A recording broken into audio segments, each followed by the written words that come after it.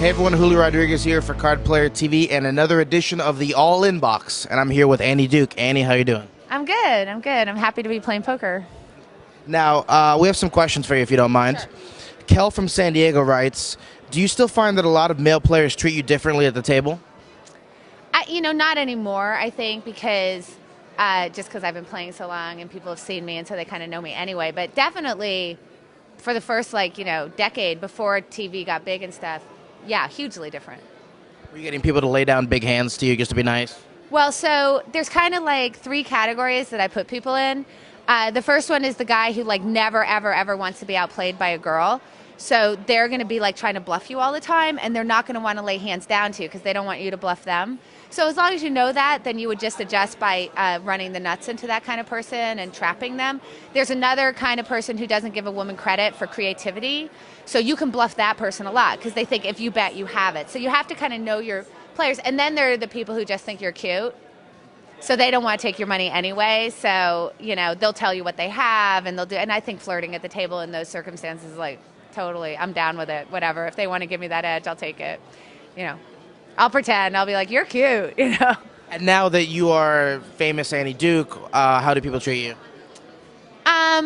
Again, it depends. Some people are afraid, and then some people really want to knock you out. Now, we're down in this event. Everybody here is just a good player. Nobody treats me any differently. But when you are on day one of the World Series of Poker, you have people that you can really run over, but then you also have people who just want a story.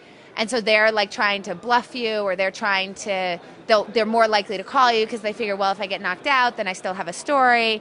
So again, you just have to kind of divide it up and figure out which one you're against, Gotcha. So if I'm not going to make the money, I might as well get knocked out by Annie Duke. Right. So basically it's they call and they figure, well, if I win, I get to say that I beat Annie Duke. And if I lose, then I get to say that I played a hand with Annie Duke. I got knocked out by Annie Duke. There's no shame or something. So you just have to know when you're against one of those people. You have to know when you're against someone who just wants to say they bluffed you. My brother actually had a situation where when the TV first started, he laid down a pair of jacks in a big hand because he had nobody saw the adjustment yet that you were supposed to make, and he saw it on TV afterwards, and he so regretted it because the guy went over to his friends and they had him on a mic on the World Series, and he was like, I bluffed Howard Lederer. I bluffed Howard Lederer.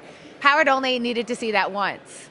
And then once he saw that was kind of the lay of the land, he obviously doesn't make those laydowns now. Well, I have one more question from you. Adam from Maryland says that he plays 25% of the hands in tourneys and 40% of the hands in his ring games. Is playing more hands in cash games okay, or should he tighten up in tournaments? Well, so actually, I think you can get away with playing more hands in tournaments because in tournaments people are more likely to lay down. So what I would tell him to realize is that the worse the hand you play, the more likely you're going to have to bluff in order to win the pot. So it's better to play more hands in situations where it's easier to bluff. So in tournaments, because people have so few chips, and they know they can't rebuy, they're much more bluffable. So I think in tournaments you can play a wider range of hands. In cash games, people like to call, so they're very hard to bluff. So particularly in lower limit cash games, I think it's always better to trap and play tighter. So I would actually reverse that. I mean, not that I would play 40% in a tournament, but I'd probably be I think in tournaments I'm probably in the 30% range. And in cash games, it depends on the cash games. I can be as low as 15%. If the cash game is playing super tight, I'll get as high as 25%, but only if the cash game's super tight. I'm probably shooting 15 to 20 in a cash game, whereas I'm more in the 30% range in a tournament. So you heard that, Adam. You should swap those percentages and maybe lower them a bit. Yeah, and just the key there is just realize that the worse the hand, the more likely you have to bluff. So if you're going to play a crappy hand, there better be a way out of the hand that involves bluffing. That's all. Perfect. Well, I'd like to thank you for being on the show with us. Well, thank you for having me. I'm going to get back to poker. I haven't played a lot of poker lately, so I'm excited. Perfect. And I'd like to thank you guys for watching right here on Card Player TV.